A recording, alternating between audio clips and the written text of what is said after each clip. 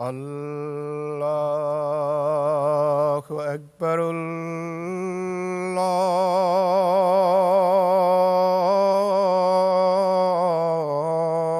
الله أكبر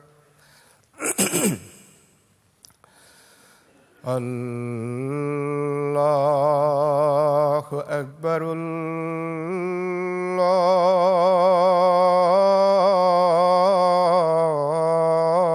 الله أكبر أشهد أن لا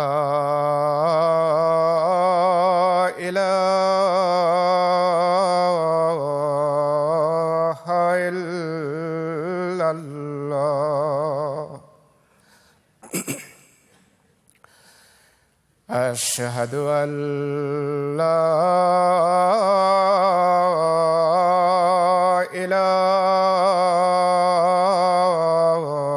إله إلا الله أشهد أن محمدًا رسول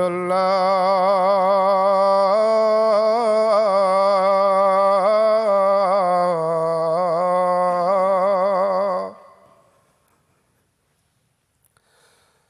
أشهد أن محمدًا رسول الله حي على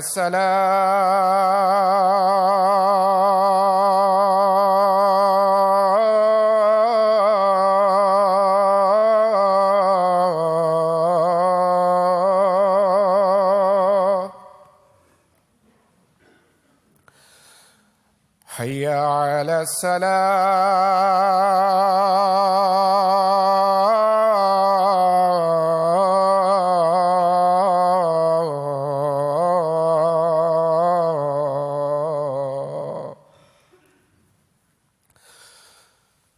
حي على الفلاح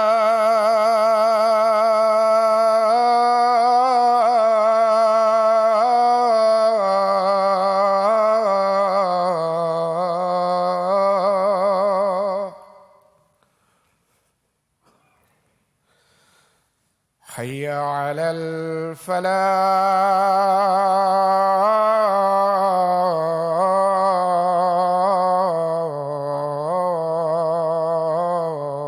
الفلاح الله أكبر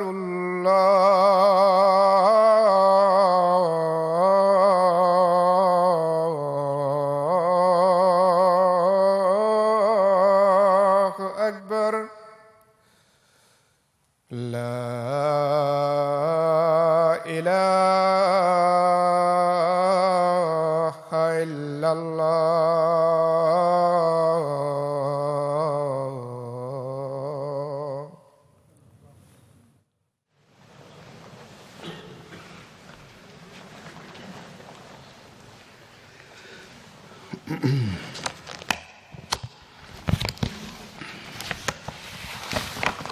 السلام علیکم ورحمۃ اللہ۔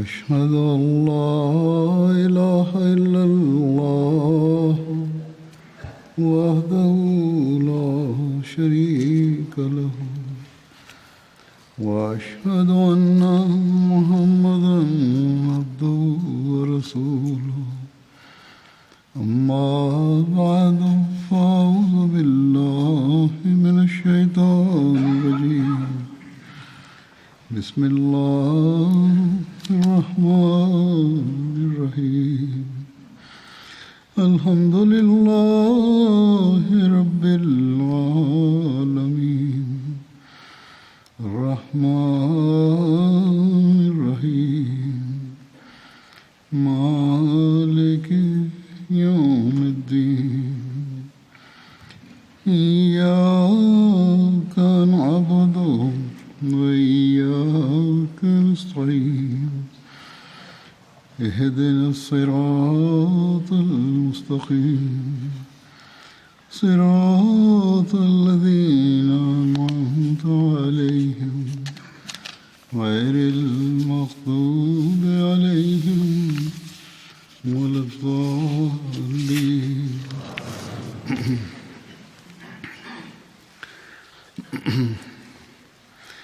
گزشتہ خطبے میں حضرت مصعب بن عمیر کا ذکر ہوا تھا، جس کا کچھ حصہ رہ گیا تھا جو آج میں بیان کروں گا. حضرت مصعب بن عمیر کے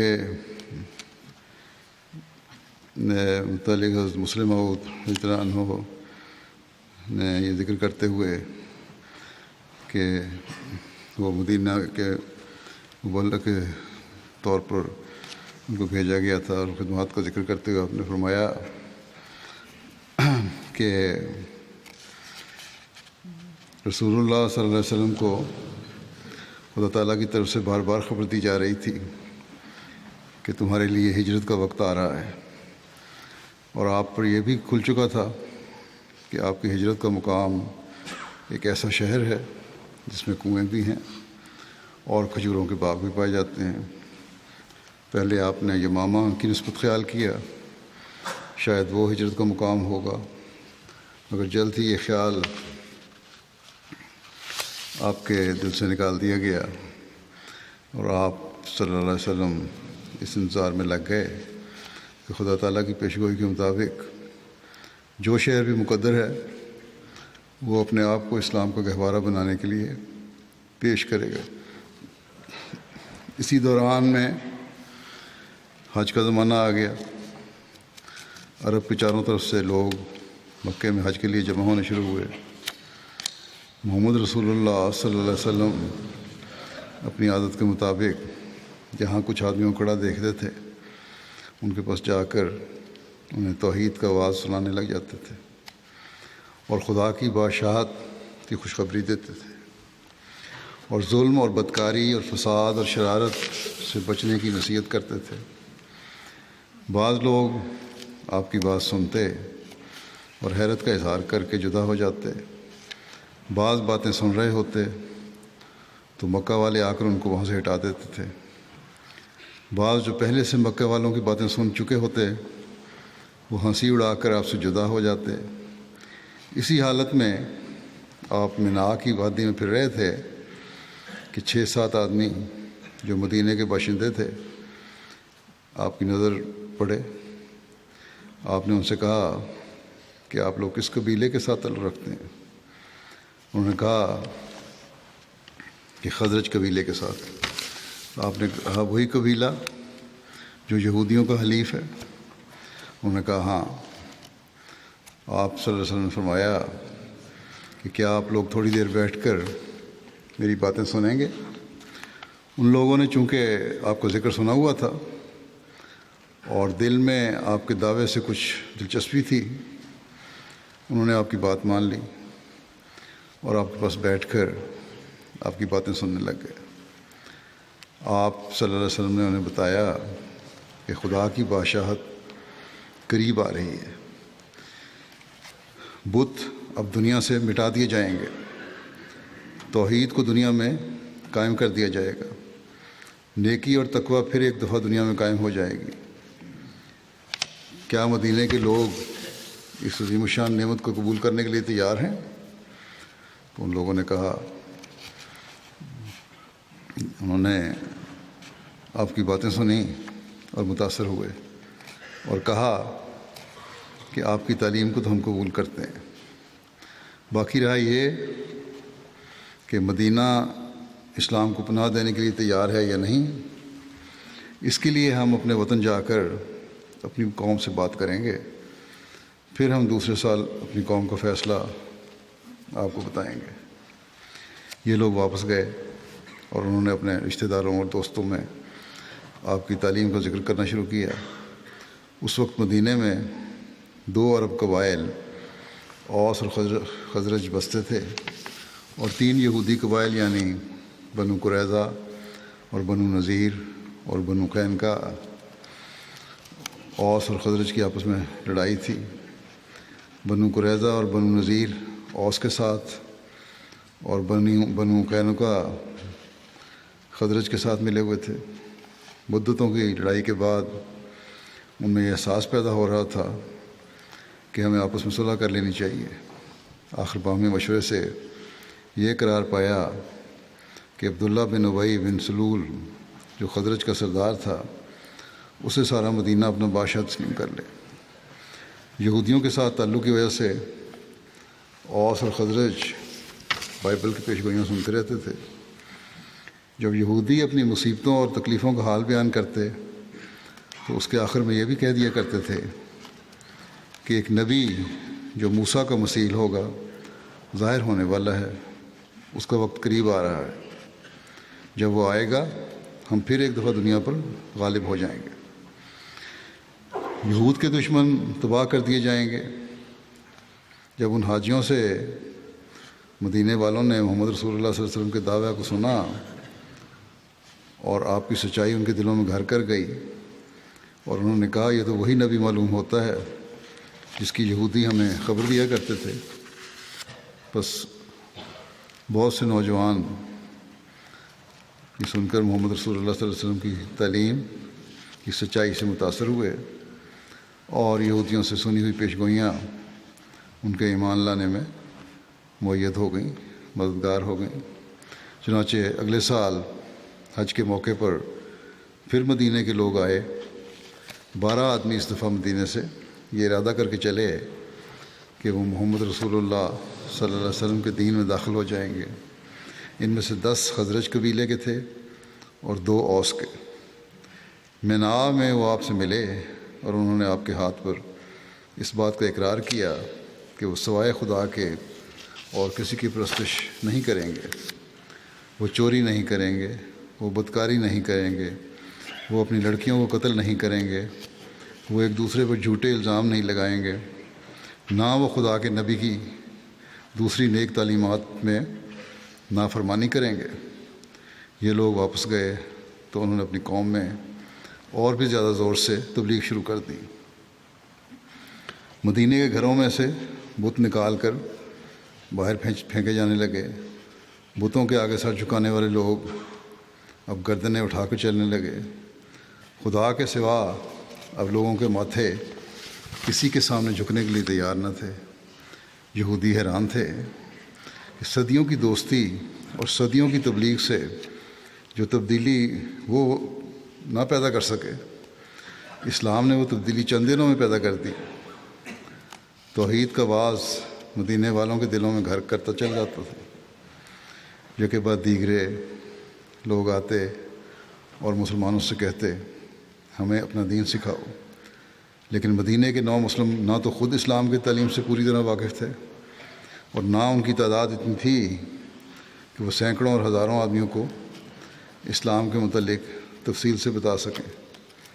اس لیے انہوں نے مکے میں ایک آدمی بھجوایا اور مبلغ کی درخواست کی، اور رسول اللہ صلی اللہ علیہ وسلم نے مصعب نامی ایک صحابی کو جو حبشہ کی ہجرت سے واپس آئے تھے مدینے میں تبلیغ اسلام کے لیے بھجوایا۔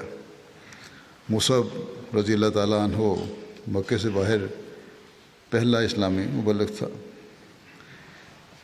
ایک اور جگہ اسی امر کا ذکر کرتے ہوئے حضرت مسلم موعود انہوں نے یوں بیان فرمایا ہے کہ جب مدینے والوں کو اسلام کی خبر ہوئی اور ایک حج کے موقع پر کچھ اہل مدینہ رسول کریم صلی اللہ علیہ وسلم سے ملے اور آپ کی صداقت کے قائل ہو گئے، تو انہوں نے واپس جا کر اپنی قوم سے ذکر کیا کہ جس رسول کی آمد کا مدینے میں رہنے والے یہودی ذکر کیا کرتے تھے وہ مکے میں پیدا ہو گیا۔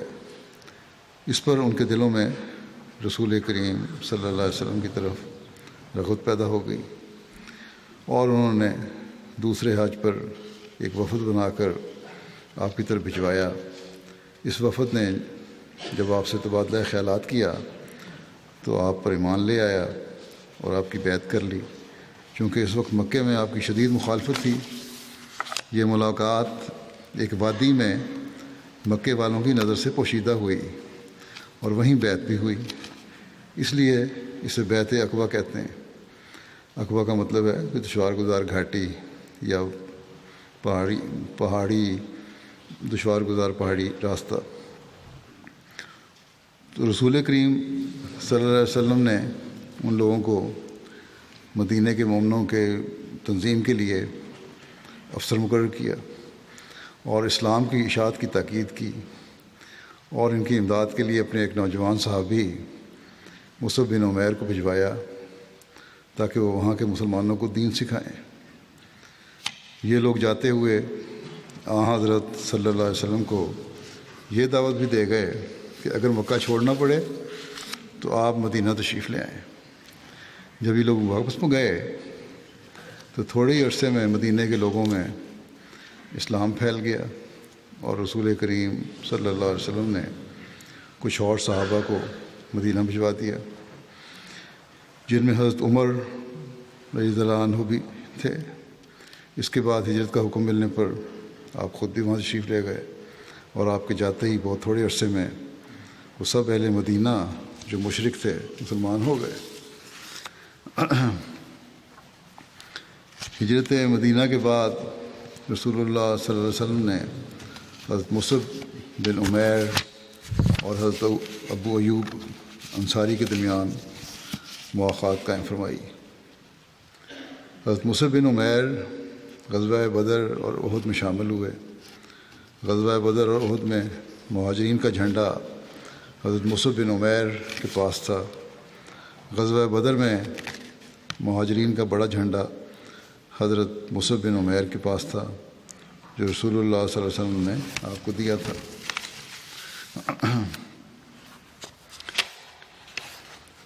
پھر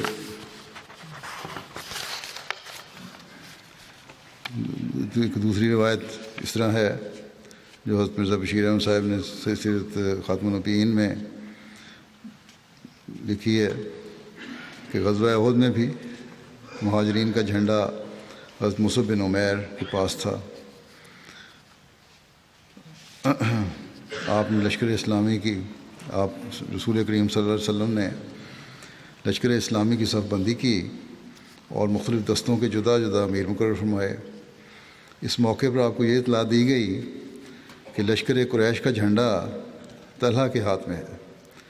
طلحہ اس خاندان سے تعلق رکھتا تھا جو قریش کے مورث اعلیٰ قصی بن کلاب کے قائم کردہ نظام کے ماتحت جنگوں میں قریش کی علمبرداری کا حق رکھتا تھا۔ یہ معلوم کر کے جب یہ پتہ لگا تو آپ صلی اللہ علیہ وسلم نے فرمایا، ہم قومی وفاداری دکھانے کے زیادہ حقدار ہیں۔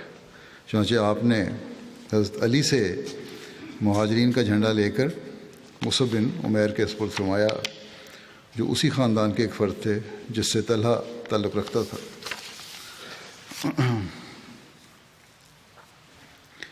حضرت مصعب بن عمیر غزوہ احد میں شہید ہوئے۔ غزوہ احد کے روز حضرت مصعب بن عمیر رسول اللہ صلی اللہ علیہ وسلم کے آگے لڑ رہے تھے اور لڑتے لڑتے شہید ہو گئے۔ آپ کو ابن کمیہ نے شہید کیا۔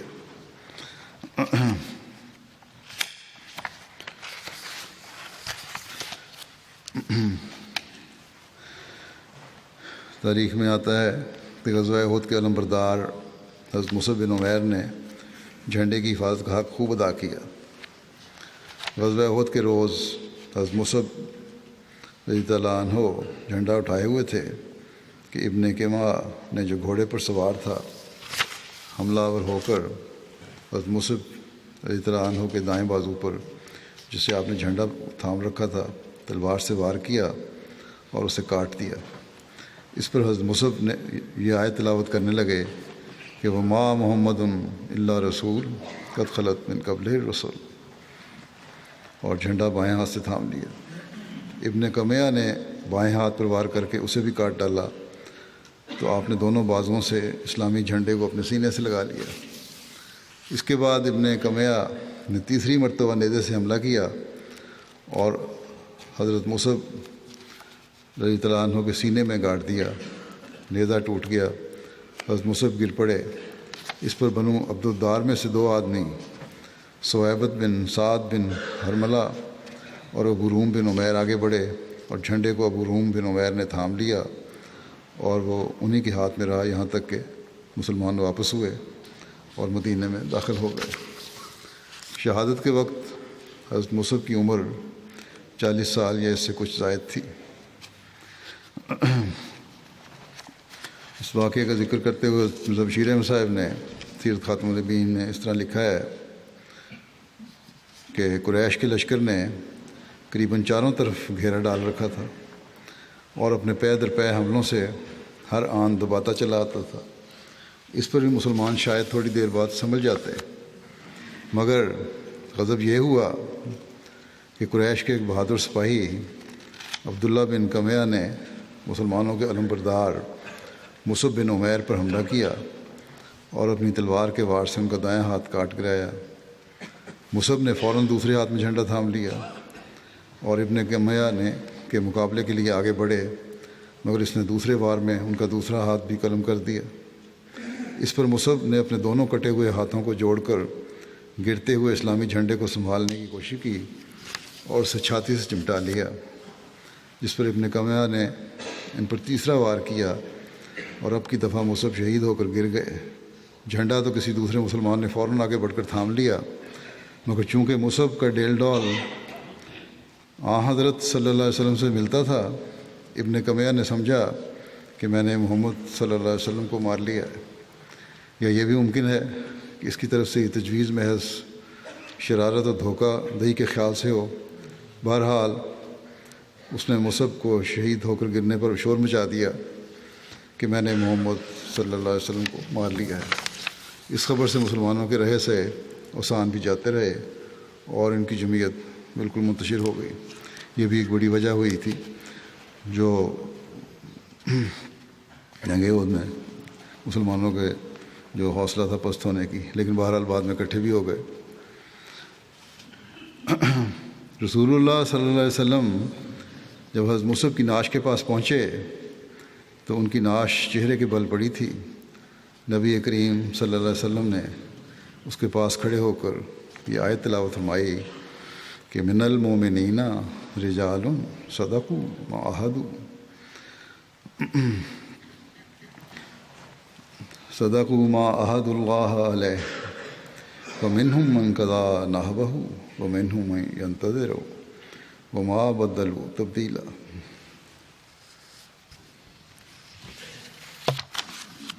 کہ مومنوں میں سے ایسے مرد ہیں جنہوں نے جس بات پر اللہ سے عہد کیا تھا اسے سچا کر دکھایا، بس ان میں سے وہ بھی ہے جس نے اپنی منت کو پورا کر دیا، اور ان میں سے وہ بھی ہے جو بھی انتظار کر رہا ہے، اور ان ہرگز اپنے طرز عمل میں کوئی تبدیلی نہیں کی۔ اس کے بعد نبی کریم صلی اللہ علیہ وسلم نے فرمایا انا رسول اللہ یشہد انکم الشہداء عند اللہ یوم القیامہ، کہ خدا کا رسول گواہی دیتا ہے کہ تم لوگ قیامت کے دن اللہ کے ہاں بھی شہداء ہو۔ پھر آپ صلی اللہ علیہ وسلم نے صحابہ کو مخاطب کر کے فرمایا کہ اس کی زیارت کر لو اور اس پر سلام بھیجو۔ اس ذات کی قسم جس کے ہاتھ میں میری جان ہے، روز قیامت تک جو بھی ان پر سلام کرے گا یہ اس کے سلام کا جواب دیں گے۔ حضرت مصعب کے بھائی حضرت ابو روم بن عمیر، حضرت ثعیبۃ بن سعد اور حضرت عامر بن ربیعہ نے حضرت مصعب رضی اللہ عنہ کو قبر میں اتارا۔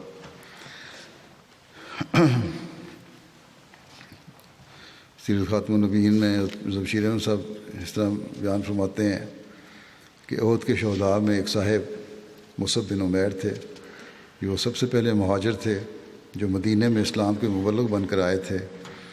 زمانہ جاہلیت میں مصعب مکہ کے نوجوانوں میں سب سے زیادہ خوش پوش اور بانکے سمجھے جاتے تھے اور بڑے ناز و نعمت میں رہتے تھے۔ اسلام لانے کے بعد ان کی حالت بالکل بدل گئی، چنانچہ روایت آتی ہے کہ حضرت صلی اللہ علیہ وسلم نے ایک دفعہ ان کے بدن پر ایک کپڑا دیکھا جس پر کئی پیوند لگے ہوئے تھے۔ آپ کو ان کا وہ پہلا زمانہ یاد آ گیا تو آپ چشمے پر آب ہو گئے۔ احد میں جب مصعب شہید ہوئے تو ان کے پاس اتنا کپڑا بھی نہیں تھا کہ جس سے ان کے بدن کو چھپایا جا سکتا۔ پاؤں ڈھانکتے تھے تو سر ننگا ہو جاتا تھا، اور سر ڈھانکتے تھے تو پاؤں کھل جاتے تھے۔ چنانچہ حضرت صلی اللہ علیہ وسلم کے حکم سے سر کو کپڑے سے ڈھانک کر پاؤں کو گھاس سے چھپا دیا گیا۔ صحیح بخاری میں روایت ہے کہ حضرت عبد الرحمن بن عوف رضی اللہ تعالیٰ عنہ کے سامنے افطار کے وقت کھانا لایا گیا اور وہ روزے سے تھے۔ وہ کہنے لگے کہ مصعب بن عمیر شہید ہوئے اور وہ مجھ سے بہتر تھے، وہ ایک ہی چادر میں کفنائے گئے، اگر ان کا سر ڈھانپا جاتا تو ان کے پاؤں کھل جاتے، اگر پاؤں ڈھانپے جاتے تو ان کا سر کھل جاتا۔ راوی کہتے ہیں کہ میرا خیال ہے کہ یہ بھی کہا کہ حمزہ شہید ہوئے اور وہ مجھ سے بہتر تھے۔ پھر ان کے بعد پھر کہنے لگے ہمیں دنیا کی وہ کشائش ہوئی جو ہوئی، یا یوں کہا کہ ہمیں دنیا سے وہ کچھ دیا گیا جو دیا گیا، اور ہمیں تو ڈر ہے کہ کہیں ہماری نیکیوں کا بدلہ جلدی ہی نہ مل گیا ہو۔ پھر وہ رونے لگے یہاں تک کہ کھانا چھوڑ دیا۔ اللہ تعالیٰ کا خوف اور خشیت اور اگلے جہان کے میں اللہ تعالیٰ کے سلوک ان کے سامنے آ گیا، جس کی وجہ سے وہ جذباتی ہو گئے کہ ایسی کشائش ہمیں مل گئی ہے کہ یہیں اللہ تعالیٰ نے ہمیں بدلہ نہ دے دیا ہو، یہ نہ ہو کہ وہاں جا کے ہمیں کچھ نہ ملے۔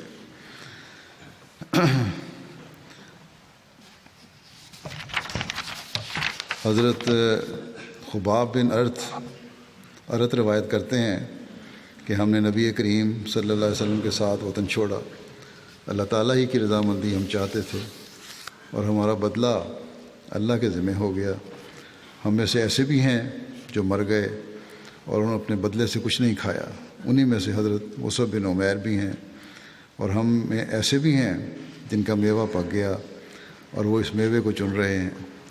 حضرت مصعب رضی اللہ عنہ احد کے دن شہید ہوئے اور ہمیں صرف ایک ہی چادر ملی جس سے ہم ان کو کفناتے، جب ہم اس سے ان کا سر ڈھانپتے تو ان کے پاؤں کھل جاتے، اور اگر ان کے پاؤں ڈھانپتے تو ان کا سر کھل جاتا۔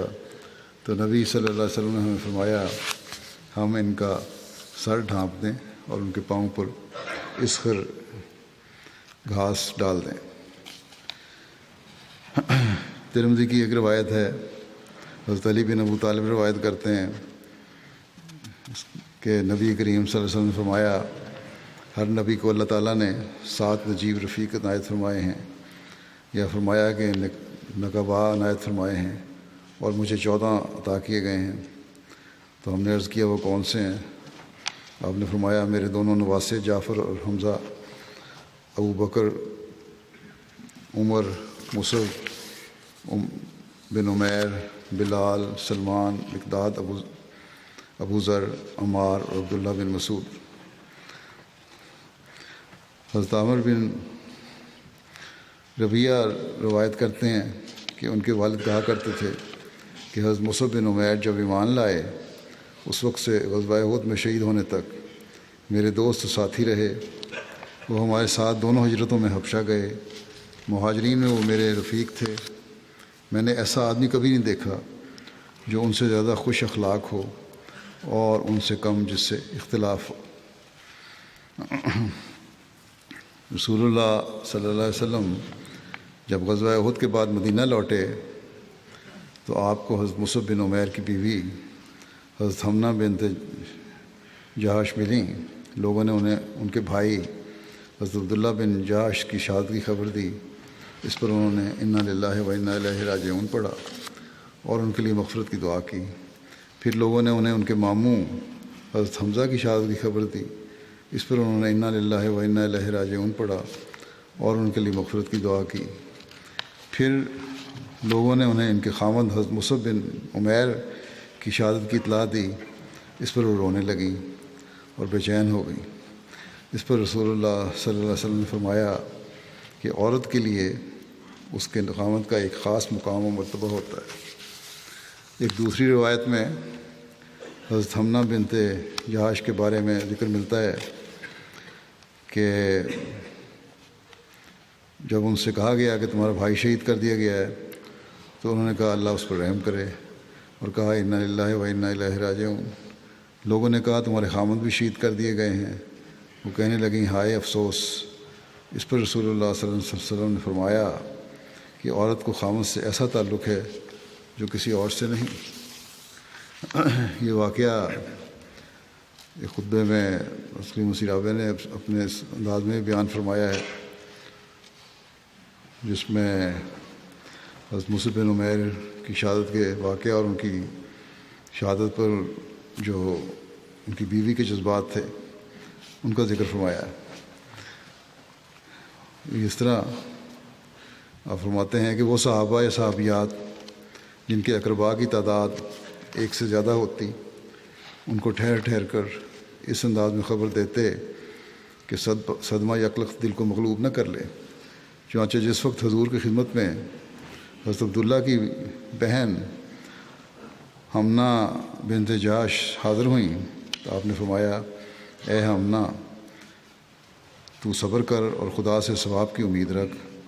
انہوں نے عرض کیا، یا رسول اللہ، کس کے ثواب کی؟ آپ نے فرمایا، اپنے ماموں حمزہ کی۔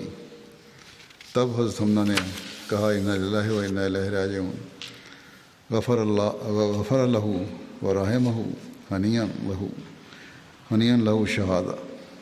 اس کے بعد حضور نے فرمایا کہ اے حمنہ، صبر کر اور خدا سے ثواب کی امید رکھ۔ اس نے عرض کی کہ یہ کس کے ثواب کی؟ آپ نے فرمایا، اپنے بھائی عبداللہ کی۔ اس پر حمنہ نے پھر یہی کہا کہ انا للہ و انا الیہ راجعون، غفر لہ ورحمہ ہنیئا لہ شہادہ۔ پھر آپ نے فرمایا، اے حمنہ، صبر کر اور خدا سے ثواب کی امید رکھ۔ انہوں نے عرض کیا، حضور، یہ کس کے لیے؟ فرمایا، مصعب بن عمیر کے لیے۔ اس پر حمنہ نے کہا، ہائے افسوس! یہ سن کر حضور صلی اللہ علیہ وسلم نے فرمایا کہ واقعی شوہر کا بیوی پر بڑا حق ہے کہ کسی اور کا نہیں، مگر تو نے یہ ایسا کلمہ کیوں کہا؟ سے پوچھا۔ اس پر انہوں نے عرض کیا کہ یا رسول اللہ، مجھے اس کے بچوں کی یتیمی یاد آ گئی تھی جس سے میں پریشان ہو گئی، اور پریشانی کی حالت میں یہ کلمہ میرے منہ سے نکل گیا۔ یہ سن کر حضور صلی اللہ علیہ وسلم نے مصعب رضی اللہ عنہ کی اولاد کے حق میں یہ دعا کی کہ اے اللہ، ان کے سرپرست اور بزرگ ان پر شفقت اور مہربانی کریں اور ان کے ساتھ سلوک سے پیش آئیں۔ اور پھر اللہ تعالیٰ نے یہ ان کے ساتھ اچھا یہ سلوک رکھا۔ وسلم کی دعا قبول ہوئی۔ یہاں حضرت مصعب کا ذکر ختم ہوا۔ انشاءاللہ آئندہ اگلے صحابی کا ذکر ہوگا۔ اب میں چند باتیں، آج کل جو وبا پھیلی ہوئی ہے کرونا وائرس کی، اس کے بارے میں بھی اب آپ کو توجہ دلانی چاہتا ہوں کہ جیسا کہ حکومتوں کے اور محکموں کی طرف سے حکومتوں کے اعلان ہو رہے ہیں، ان احتیاطی تدابیر پر ہمیں سب کو عمل کرنا چاہیے۔ بعض ہومیوپیتھی دوائیاں بہت شروع میں نے ہومیوپیتھ سے مشورہ کر کے بتائی تھیں، جو حفظ ما تقدم کے طور پر بھی ہیں اور بعض علاج کے طور پر بھی، ان کو استعمال کرنا چاہیے۔ یہ ایک ممکنہ علاج ہے، یہ نہیں ہم کہہ سکتے کہ 100% علاج ہے یا اس کا ہومیوپیتھک کو پتہ ہے اس وائرس کا، یہ ایسی وائرس ہے اس کا کوئی علم نہیں، لیکن اس کے قریب ترین جو ممکنہ علاج ہو سکتا تھا اس قسم کی بیماری کا، اس کے مطابق یہ دوائیاں تجویز کی گئی ہیں۔ اللہ تعالیٰ ان میں شفا بھی رکھے، اس لیے استعمال کرنا چاہیے، لیکن اس کے ساتھ ہی احتیاطی تدابیر بھی ضروری ہیں جیسا کہ اعلان ہو رہے ہیں۔ اس بارے میں یہ بھی ضروری ہے کہ مجمع سے بچیں۔ مسجد میں آنے والوں کو بھی احتیاط کرنی چاہیے۔ اگر ہلکا سا بھی بخار ہے، جسم ٹوٹ رہا ہے یا چھینکیں نزلہ وغیرہ ہے تو مسجد میں نہیں آنا چاہیے۔ پھر مسجد کے بھی حقوق ہیں کچھ، اور یہ مسجد کا حق ہے کہ وہاں کوئی ایسا شخص نہ آئے جس سے دوسرے متاثر ہو سکتے ہیں۔ کسی بھی لگنے والی بیماری کا مریض جو ہے اس کو مسجد میں آنے سے بہت احتیاط کرنی چاہیے۔ پھر آج کل خاص طور پہ چھینک لیتے وقت بھی، ویسے عمومی طور پر بھی ہر ایک کو چاہیے کہ چھینک لیتے ہوئے منہ پر ہاتھ رکھے یا رومال رکھنا چاہیے منہ پر۔ بعض نمازی بھی شکایت کرتے ہیں کہ بعض لوگ چھینکتے ہیں ہمارے ساتھ کھڑے ہوئے اور منہ کے سامنے نہ ہاتھ رکھتے ہیں نہ رومال رکھتے ہیں، اور پھر اتنی زور سے چھینک ہوتی ہے کہ اس کے چھینٹے ہم پر بھی پڑ جاتے ہیں۔ تو یہ نمازیوں کو جو ساتھ کے نمازی ہیں ان کا بھی حق ہے، اس لیے ہر ایک کو اس بات کا بھی خیال رکھنا چاہیے۔ اور آج کل جیسا کہ میں نے کہا خاص طور پر اس کی احتیاط کی ضرورت ہے۔ آج کل جو ڈاکٹر احتیاط بتاتے ہیں وہ یہ ہے کہ ہاتھ اور چہرہ صاف رکھیں۔ ہاتھ اگر گندے ہیں تو چہرے پر ہاتھ نہ لگائیں، اور ہاتھوں پر سینیٹائزر لگا کے رکھیں یا دھوتے رہیں۔ لیکن مسلمانوں کے لیے، ہمارے لیے، اگر 5 وقت کا نمازی ہے کوئی اور 5 وقت باقاعدہ وضو بھی کر رہا ہے، ناک میں پانی بھی چڑھا رہے ہیں، اس سے ناک صاف ہو رہا ہے اور صحیح طرح وضو کیا جا رہا ہے، تو یہ صفائی کا ایک ایسا اعلیٰ معیار ہے جو سینیٹائزر کی کمی پوری کر دیتا ہے۔ آج کل کیونکہ مارکیٹ سے سینیٹائزر سنے غائب ہو چکے ہوئے ہیں، لوگوں نے پینک میں سب کچھ خرید لیا ہے، دکان کے شیلف خالی ہیں، اور خاص طور پہ ایسی چیزیں جو اس کام کے لیے استعمال ہو سکتی ہیں۔ بہرحال جو وضو ہے، اور صحیح طرح اگر وضو کیا جائے تو ظاہری صفائی بھی ہے، اور وضو جب کرے گا انسان پھر نماز بھی پڑھے گا، تو یہ ایک روحانی صفائی کا بھی ذریعہ بن جاتا ہے۔ بس اور پھر آج کل تو خاص طور پہ دعاؤں کی بھی بہت ضرورت ہے، اس لیے اس طرف ہمیں خاص توجہ دینی چاہیے۔ مسجدوں کے حق کے بارے میں نے ذکر کیا، تو یہ بھی ذکر کر دوں کہ خاص طور پہ سردیوں میں بھی عام بھی مسجد میں آنے والوں کو جو جرابیں پہن کے آتے ہیں، جرابیں بھی روزانہ تبدیل کرنی چاہیے اور دھونی چاہیے۔ جو اگر جرابوں میں سے، پیروں میں سے بو آ رہی ہو تو ساتھ کھڑے نمازیوں کے لیے تکلیف کا باعث بنتی ہے، یا جو پیچھے نمازی ہے صف میں سجدہ کر رہا ہے اس کے لیے تکلیف کا باعث بنتی ہے۔ اس بارے میں احتیاط کرنی چاہیے۔ حکم تو یہ ہے، حضرت صلی اللہ علیہ وسلم نے فرمایا ہے کہ کوئی بو والی چیز مثلا لہسن، پیاز وغیرہ کھا کر مسجد میں نہ آؤ۔ بعض دفعہ ڈکار وغیرہ آتے ہیں، یہ ویسے بو آتی ہے منہ سے، اس کی وجہ سے دوسرے نمازی جو ہیں وہ ان کے طبیعت پہ گراں گزرتا ہی ہے، اور نمازیوں کے لیے اور مسجد کے ماحول کے لیے بھی یہ تکلیف دہ صورتحال ہو جاتی ہے۔ بلکہ یہ حکم ہے کہ مسجد میں آؤ تو خوشبو لگا کر آیا کرو۔ بلکہ اتنی احتیاط ہے کہ حضرت صلی اللہ علیہ وسلم نے فرمایا کہ کچا گوشت لے کر بھی مسجد کے اندر سے گزرو بھی نہ، کجا یہ کہ وہاں بیٹھا ہو انسان۔ بس جسم کی صفائی اور فضا کی صفائی بھی ایک نمازی کے لیے بہت ضروری ہے، اس طرف خاص توجہ دینی چاہیے۔ لیکن اس کا مطلب یہ بھی نہیں ہے کہ اس بہانے سے مسجد میں آنا چھوڑ دیں۔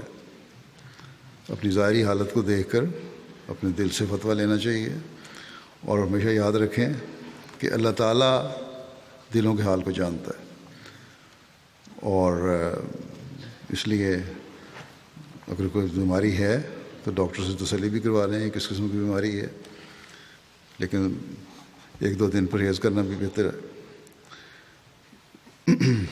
پھر یہ ہے مسافوں سے آج کل کہا جا رہا ہے پرہیز کرو، یہ بھی بڑا ضروری ہے۔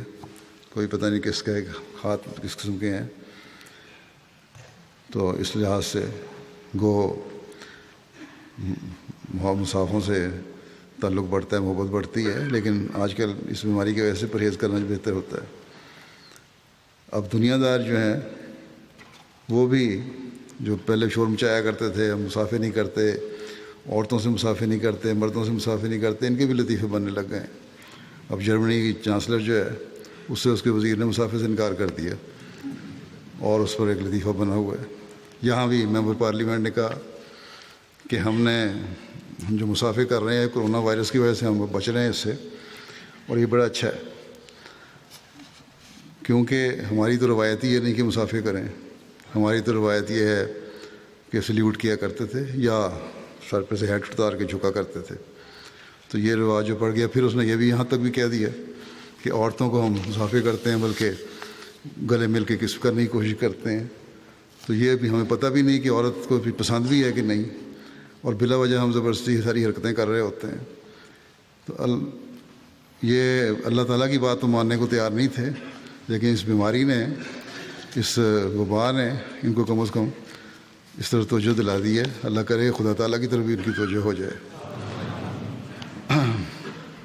اللہ تعالیٰ کے حکم پر تو ان کا اختلاف تھا. جب ہم کہتے تھے اور بڑے پیار سے کہتے تھے کہ ہمیں منع ہے سلام کرنا، اس طرح مصافحہ کرنا عورت مرد کا، اس پہ ان کے بڑے شور تھے. لیکن اب اکثر سنا ہے محکموں میں بھی اور مختلف جگہوں پہ یہ لوگ جو انکار کرتے ہیں بڑے روڈ طریقے سے کرتے ہیں. ہم تو پھر پیار سے اور بڑے نرمی سے کہا کرتے تھے یہ ہماری تعلیم ہے. لیکن اب یہ کرونا وائرس کے ڈر سے اس حد تک متاثر ہو گئے ہیں کہ وہاں اخلاق کا بھی کوئی پاس نہیں ہے. بہرحال اس وبا نے اس لحاظ سے ان کی اصلاح کر دی ہے کچھ حد تک، اور جیسا کہ میں نے کہا اللہ کرے کہ اصلاح اللہ تعالیٰ کی طرف لے جانے والی ہو. اللہ تعالیٰ بہتر جانتا ہے کہ اس وبا نے اور کتنا پھیلنا ہے اور کس حد تک جانا ہے. اللہ تعالیٰ کی کیا تقدیر ہے. لیکن اگر یہ بیماری خدا تعالیٰ کی ناراضگی کی وجہ سے ظاہر ہو رہی ہے، اور اس زمانے میں ہم دیکھتے ہیں کہ مختلف قسم کے وبائیں، امراض، زلزلے، طوفان حضرت مسیح علیہ الصلوۃ والسلام کی بعثت کے بعد بہت زیادہ بڑھ گئے ہیں، تو اللہ تعالیٰ کی تقدیر کے بد اثرات سے بچنے کے لیے اللہ تعالیٰ کی طرف رجوع کرنے کی بہت زیادہ ضرورت ہے. اور ہر احمدی کو ان دنوں میں خاص طور پر دعاؤں کی طرف بھی توجہ دینی چاہیے، اور اپنی روحانی حالت کو بھی بہتر کرنے کی طرف توجہ دینی چاہیے، اور دنیا کے لیے بھی دعا کرنی چاہیے اللہ تعالیٰ ان کو بھی ہدایت دے. اللہ تعالیٰ دنیا کو توفیق دے کہ وہ بجائے دنیا داری میں زیادہ پڑھنے کے اور خدا تعالیٰ کو بھولنے کے اپنے پیدا کرنے والے خدا کو پہچاننے والے بھی ہوں. بعد میں اس کے میں بعض جنازہ غائب بھی پڑھاؤں گا. پہلا جنازہ ہے عزیزم تنزیل احمد بٹ کا، جو کہ احمد بٹ صاحب کے بیٹے تھے.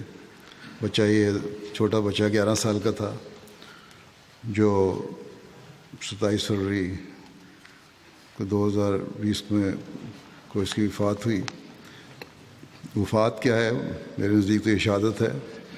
تنزیل احمد بٹ کے تعارف یہ ہے نہ، اس کا واقعہ یہ ہے کہ شادرہ کالونی دہلی گیٹ لاہور کو اس کی ہمسائی خاتون نے 27 فروری کو ظالمانہ طریقے سے قتل کر دیا تھا. انا للہ و انا الیہ راجعون. احمدیوں کو کسی بھی بہانے سے قتل کرنا مولویوں کے فتووں نے وہاں پاکستان میں بڑا آسان بنا دیا ہے.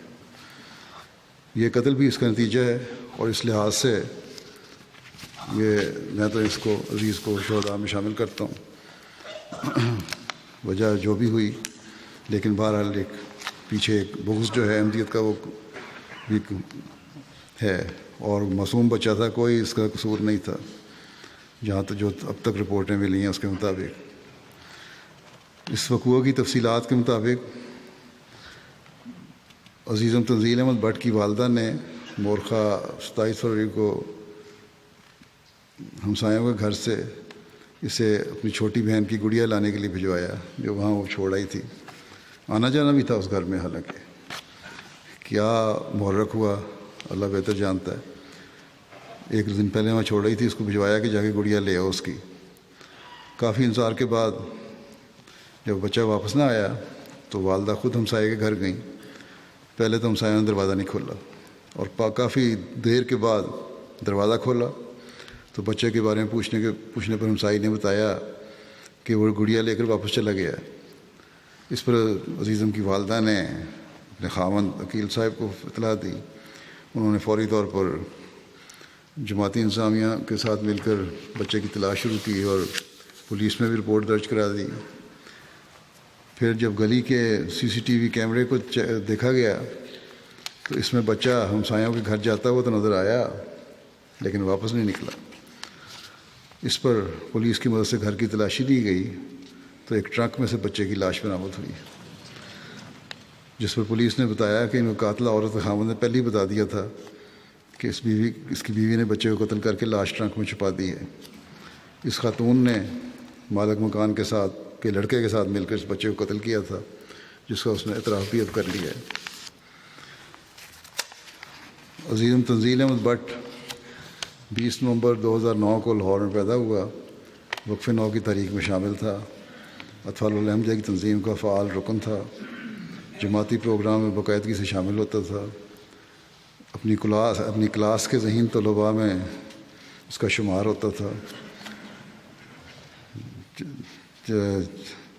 چوتھی کلاس کا طالب علم تھا، چہارم کا، اور وفات کے بعد جب اس کا رزلٹ آیا تو 750 میں سے 729 نمبر لے کر کلاس میں یہ فرسٹ آیا بچہ۔ عزیزم کی والدہ نے بتایا کہ تنزیل میرے بچوں میں سب سے زیادہ فرما بردار تھا، اور کوئی بھی کام کرنا ہو تو ہمیشہ پہلے مجھ سے اجازت لے کر کیا کرتا تھا۔ اگر کوئی ہمسایہ اور عہدیدار بھی اس کو کوئی کام کہتا تو فوراً کام کرتا، کبھی انکار نہیں کرتا تھا۔ یہاں تک کہ قتل کرنے والی ہمسائی بھی اس سے بعض اوقات کام لیتی تھی، اور یہ اس کی ہمیشہ فرمانبرداری کرتا تھا اور اس سے کام کرتا تھا۔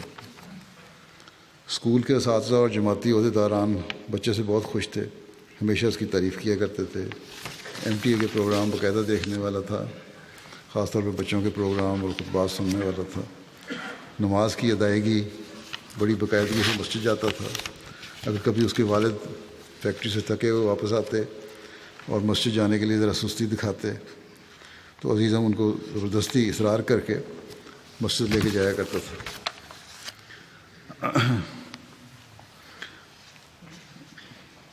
عزیزم مرحوم نے پسماندگان میں اپنے والد عقیل احمد بٹ، والدہ نائلہ عقیل اور 4 بہن بھائی یادگار چھوڑے ہیں۔ 2 بھائی ہیں اور 2 بہنیں ہیں۔ اللہ تعالیٰ اسے اپنے پیار کی آغوش میں جگہ دے اور قاتلوں کو کیفر کردار تک پہنچائے، اور ماں باپ کو بھی صبر اور سکون عطا فرمائے۔ دوسرا جنازہ ہے بریگیڈیئر بشیر احمد صاحب، سابق امیر ضلع راولپنڈی کا، جو ڈاکٹر محمد عبداللہ صاحب کے بیٹے تھے۔ یہ 16 فروری کو راولپنڈی میں 87 سال کی عمر میں وفات پا گئے۔ انا للہ و انا الیہ راجعون۔ مرحوم موسی تھے۔ پسماندگان میں ان کے اہلیہ کے علاوہ 2 بیٹے اور 3 بیٹیاں شامل ہیں۔ بریگیڈیئر بشیر احمد صاحب 1931 میں ضلع گجرات کے ایک انتہائی مخلص خاندان میں پیدا ہوئے۔ آپ کے والد ڈاکٹر محمد عبداللہ صاحب نے خود بیعت کر کے سلسلہ احمدیہ میں شمولیت اختیار کی۔ ابتدائی تعلیم قادیان سے انہوں نے حاصل کی بریگیڈیئر صاحب نے، اور 1947 میں میٹرک کا امتحان پاس کیا۔ 1952 میں پاکستان کی ملٹری اکیڈمی کے 6 لانگ کورس میں پاک فوج میں کمیشن لیا۔ 1982 میں فوج سے بحیثیت بریگیڈیئر ریٹائر ہوئے۔ پھر ایک لمبا عرصہ تک اسلام آباد کے پالیسی انسٹیٹیوٹ کے سربراہ کے طور پر ملک کی خدمت کی توفیق پائی۔ اس طرح آپ کو 66 سال تک ملک کی خدمت کی توفیق ملی۔ جماعتی خدمات بریگیڈیئر صاحب کی یہ ہیں کہ 2012 میں ان کو میں نے جماعت راولپنڈی کا امیر مقرر کیا تھا، اور 9 فروری 2020 تک بطور امیر راولپنڈی شہر اور ضلع کی خدمت کی توفیق ان کو ملی۔ 1979 میں آپ کا تبادلہ راولپنڈی میں ہوا۔ 16 سال تک نائب امیر اور سیکرٹری تعلیم جماعت احمدیہ راولپنڈی شہر اور ضلع کی خدمات کی توفیق ملی۔ فضل عمر فاؤنڈیشن کے ڈائریکٹر اور مجلس شورا کی متعدد کمیٹیوں کے رکن رہے۔ بریگیڈیئر صاحب مرحوم بہت مخلص تھے، اخلاص کے ساتھ خدمت دین بجا لاتے تھے، ملنسار، شفیق، خدمت خلق کرنے والے، اور ضرورت مند کے کام دل جمی سے کیا کرتے تھے۔ خدمت دین کے معاملات میں باصول اور وقت کے پابند تھے. خود بھی صورت سے خدمات کرتے تھے اور اپنے رفقاء کار کو بھی اس کی تلقین کرتے اور سستی برداشت نہیں کرتے تھے دین کے کاموں میں، بلکہ کسی کام میں بھی اپنی عاملہ کے ممبران کو جو کام تفویض کرتے وقت آنے پر ان کا فالو اپ ضرور کرتے، اور بہت دعا گو، عبادت گزار اور خلافت سے محبت کرنے والے مخلص وجود تھے. آخر عمر تک آپ کی یادداشت بھی بڑی اچھی تھی. حضرت صلی اللہ علیہ وسلم اور حضرت مسیح علیہ السلام کے عاشق تھے اور اپنے احمدی ہونے پر ہمیشہ اللہ تعالیٰ کا شکر ادا کیا کرتے تھے. قرآن کریم اور حدیث نبوی اور کتب حضرت مسیح علیہ السلام ہمیشہ آپ کے سراہنے موجود رہا کرتی تھی. بڑا وسیع مطالعہ تھا ان کا. غرباء اور ضرورت مندوں کی فراخ دلی اور خاموشی سے مالی اعانت کیا کرتے تھے، خصوصاً بیواؤں کی ضرورتیات پوری کرنے کے لیے ہر فکر مند اور بہت زیادہ فکر مند تیار ہوتے تھے اور ہر وقت مدد کے لیے تیار رہتے تھے.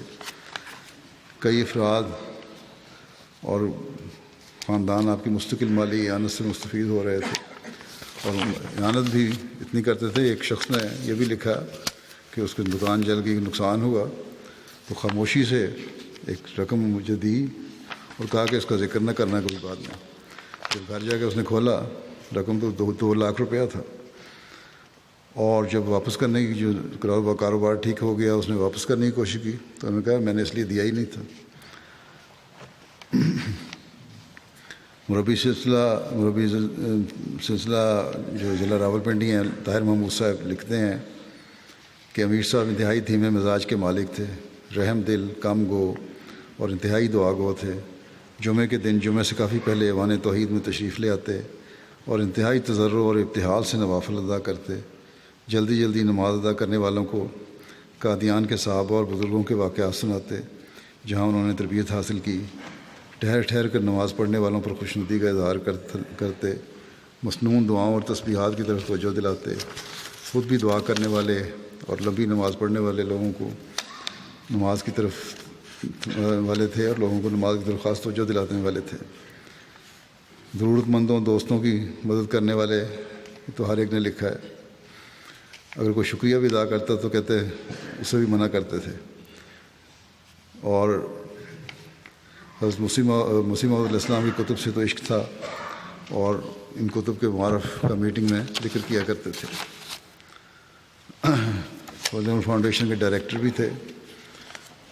وہاں ان کے سیکرٹری جو ہیں فضل عمر فاؤنڈیشن کے ناصر شمس صاحب، وہ لکھتے ہیں کہ 2011 کے اوائل سے 2019 کے آخر تک فضل عمر فاؤنڈیشن کے ڈائریکٹر رہے. بورڈ آف ڈائریکٹر کے تمام اجلاسات میں باوجود پیرانہ سالی اور کمزوری صحت کے بڑی باقاعدگی سے شامل ہوتے. آپ کی دعا اور صائب مشوروں سے بھرپور رہنمائی ایک دہائی تک ہمیں میسر رہی. مرحوم بے حد مخلص، تقویٰ شعار اور خلافت کے ساتھ سچے وفادار خادم سلسلہ تھے. ایک خاص خوبی جس کا کہتے ہیں میں نے خود مشاہدہ کیا وہ یہ تھا ان کا تعلق باللہ اور بہت خشوع و خضوع سے نماز ادا کرنے تھا. اللہ تعالیٰ مرحوم کے مغفرت الرحم کا سلوک فرمائے، درجات بلند کرے، ان کی اولاد کو بھی ان کی نیکیاں جاری رکھنے کی توفیق عطا فرمائے. تیسرا جنازہ ہے ڈاکٹر حمید الدین صاحب ابن محمد الدین صاحب کا، جو 121 جیم بے گوکھوال فیصل آباد کے رہنے والے تھے. 29 فروری 2020 کو ان کی وفات ہوئی. انا للہ و انا الیہ راجعون. مرحوم کے خاندان میں احمدیت آپ کے والد محترم محمد الدین صاحب اور دادا محترم فتح الدین صاحب اور فرسیاں ضلع گرداسپور کے اکٹھے بیعت کرنے سے آئی تھی، جنہوں نے خلیفہ ثانی رضی اللہ عنہ کے دور میں بیعت کی تھی. مرحوم کی پیدائش قادیان میں ہوئی. آپ کی والدہ کے حقیقی چچا حضرت مولانا محمد ابراہیم صاحب قادیانی حضرت مسیح علیہ السلام کے صحابی تھے. عیسائیت کے وہ مشہور عالم تھے اور لمبا عرصہ تک مدرسہ احمدیہ قادیان کے استاد بھی رہے. تقسیم ہند کے بعد مرحوم کا خاندان فیصل آباد آ کے آباد ہو گیا. پیشے کے لحاظ سے ڈسپینسر تھے اور اس حوالے سے ان کو پوری علاقے میں انسانیت کی خدمت کرنے کی توفیق ملی. ضرورت مندوں کا مفت علاج کیا کرتے تھے. بڑے سادہ مزاج، متقی، بچپن سے نماز روزہ پابند تھے. شاعر اللہ کا احترام کرنے والے تھے، خلافت سے محبت کرنے والے، نہایت شفیق متوکل اللہ، ایک ایماندار اور دیانتدار انسان تھے، اور کبھی کسی کو انکار نہیں کرتے تھے کسی بات کا، ایک خیر خواہ اور سب کی مدد کرنے کی کوشش کرتے تھے۔ جماعت کے مختلف عہدوں پر خدمت کی بھی توفیق پائی انہوں نے۔ ان کے ایک بیٹے کریم الدین شمس صاحب مربی سلسلہ آج کل تنزانیہ میں خدمت کی توفیق پا رہے ہیں، جو کہ میدان عمل میں مصروف ہونے کی وجہ سے آپ کے جنازے میں بھی شامل نہیں ہو سکے۔ آپ کے داماد مربی سلسلہ اور ایک داماد معلم سلسلہ ہیں، ایک نواسہ جامعہ احمدیہ ربوہ میں درجہ شاہد کا طالب علم ہے۔ اس طرح کئی پوتے پوتیاں نواسے نواسیاں وقف نو کی بابرکت تحریک میں شامل ہیں۔ اللہ تعالیٰ مرحوم سے مغفرت اور رحم کا سلوک فرمائے، کہ درجات بلند کرے، ان کی نسلوں میں بھی وفا کے ساتھ اپنے بیعت کا حق ادا کرنے کی توفیق ان کو عطا فرماتا رہے۔ جیسا کہ میں نے کہا، نمازوں کے بعد زیادہ غائب بھی پڑھاؤں گا۔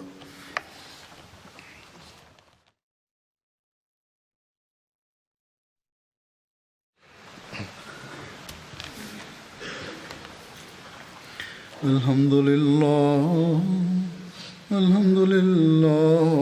نحمده ونستعينه ونستغفره ونؤمن به ونتوكل عليه ونعوذ بالله من شرور أنفسنا ومن سيئات أعمالنا، من يهده الله فلا مضل له ومن يضلل فلا هادي له، ونشهد أن لا إله إلا الله ونشهد أن محمدا عبده ورسوله۔ عباد الله رحمكم الله، إن الله يأمر بالعدل والإحسان وإيتاء ذي القربى وينهى عن الفحشاء والمنكر والبغي يعظكم لعلكم تذكرون۔ اذكروا الله يذكركم وادعوه يستجب لكم، ولذكر الله أكبر۔